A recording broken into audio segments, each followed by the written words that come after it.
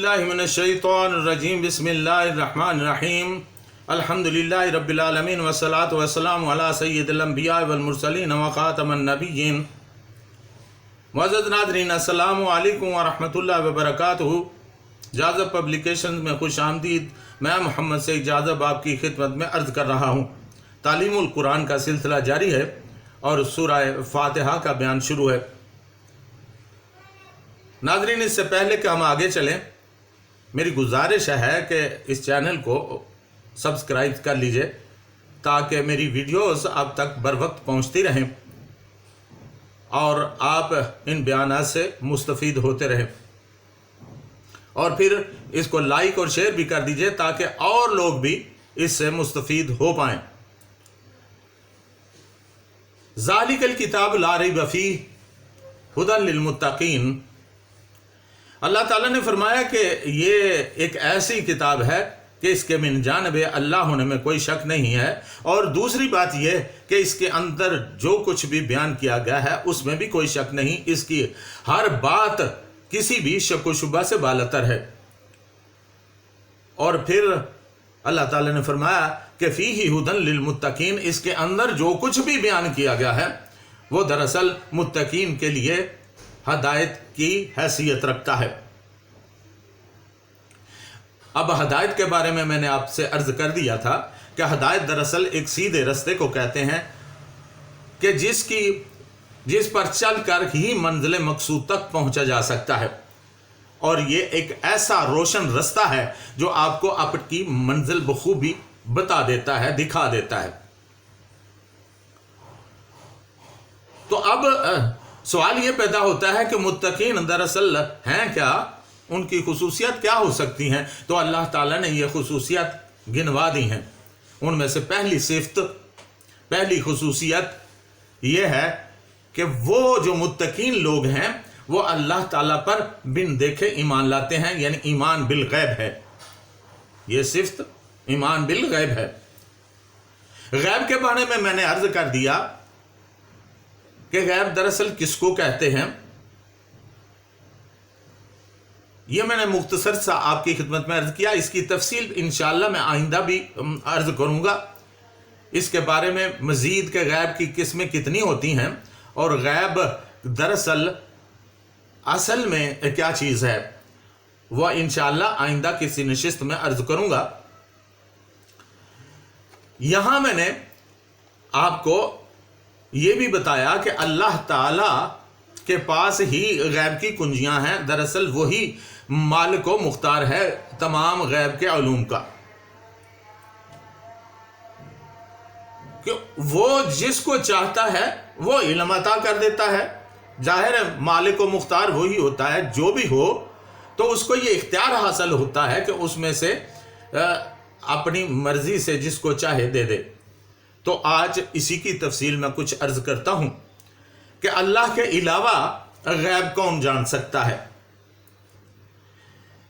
पारा नंबर 20 सूरह अन-नहल आयत नंबर 65 में इरशाद बारी ताला है, कुल ला यालमु मन फिस समावाति वल अर्दि अल गैबि इल्लल्लाह।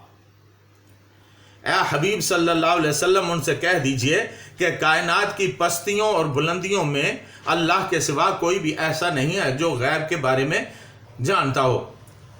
हत्ता कि रसूलों को आज खुद गैब का इल्म नहीं होता, वो तो ये ऐलान करते रहते हैं।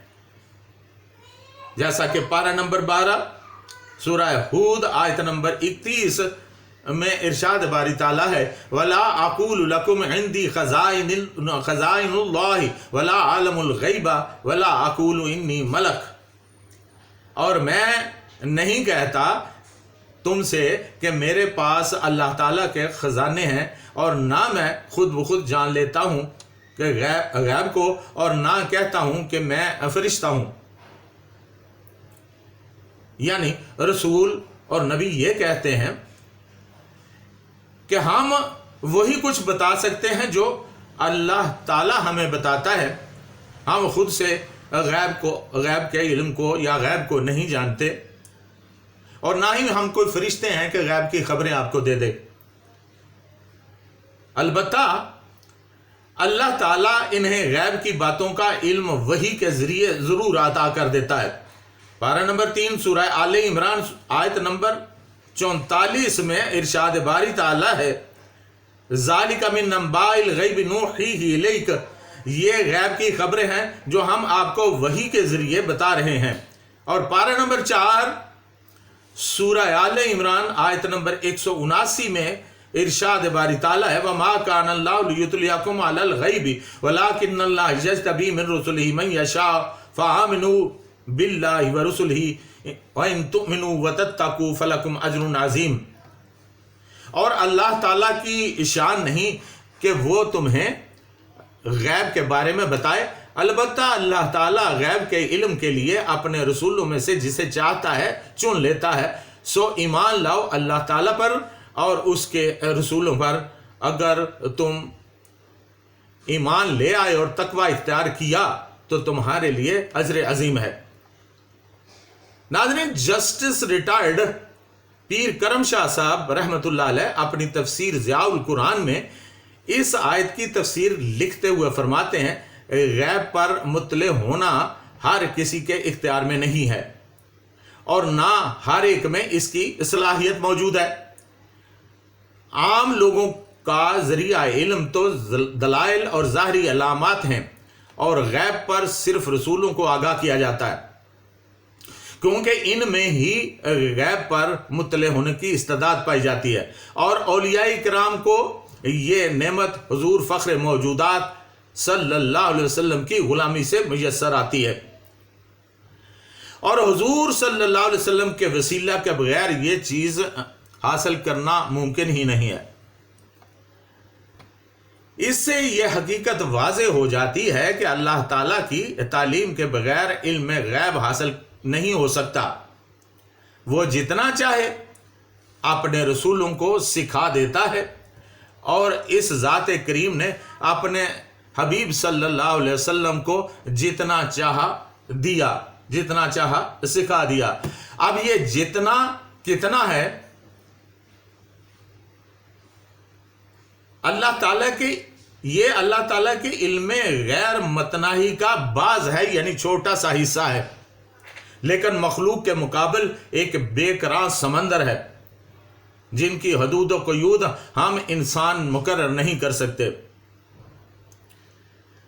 جو لوگ اس جتنا کو تنگ کر دیتے ہیں کہ حضور صلی اللہ علیہ وسلم کو اور اپنے انجام کا بھی علم نہیں تھا کہ آپ کے ساتھ کیا کیا جائے گا، ان کی اپنی تنگ دلی اور تنگ نظری مستحق ہزار تعصف ہے۔ اللہ تعالیٰ کی صفات کرم و عطا و بخشش، اس سے انکار کا ہم نام توحید رکھنا کہاں کا انصاف ہے۔ ہمارا عقیدہ ہے کہ اللہ تعالیٰ نے اپنے محبوب صلی اللہ علیہ وسلم کے قلب منور کو علوم غیبیہ سے بھرپور فرمایا ہے، لیکن حضور سرور کائنات صلی اللہ علیہ وسلم کا علم اللہ تعالیٰ کی طرح ذاتی نہیں اور نہ ہی غیر متناہی ہے، بلکہ وہ محض عطاء الہی ہے۔